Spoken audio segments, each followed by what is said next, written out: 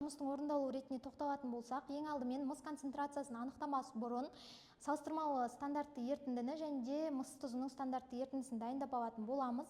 Енді салыстырмалы ерітіндіні дайындау үшін 10 мл аммиактың сұйылтылған ерітіндісін көлемі 50 мл өлшеуіш колбаға құямыз және де оның үстіне бірнеше тамшы концентрлі күкірт қышқылын тамызатын боламыз және белгіге дейін сумен толтырамыз. Мыс тұзының стандартты ерітіндісін дайындау үшін ең бірінші біз 3,927 грамм химиялық таза мыс сульфатын алып, оны сыйымдылығы 1000 мл өлшеуіш колбаға құятын боламыз. Осы өлшеуіш колбаға біз одан кейін 5 мл көлемінде концентрлі күкірт қышқылын қойып, және де осы өлшеуіш колбамыздың белгісіне дейін дистиллеген суды толтырып қоямыз. Жалпы бұл ерітіндіде бізде әрбір 1 мл үшін 1 мг мыс ионы тең болады.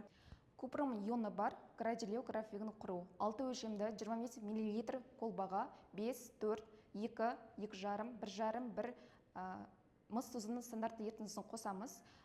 Әр колбаға 5 мл сұйытылған аммиак ерітіндісін және де белгіге дейін дистиллеген сумен қосамыз. Оптикалық тығыздық д өлшеуде мыс тұзының ең жоғары концентрациясынан бастаймыз. Мыс купоросының 3,927 граммын аналитикалық таразыда өлшеп аламыз.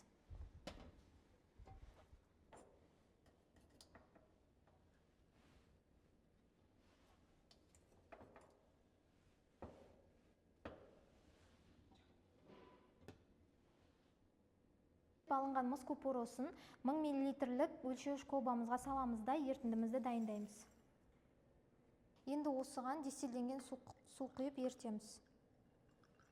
Ерітіндіге қосылатын концентрлі күкірт қышқылын 5 мл өлшеп аламыз.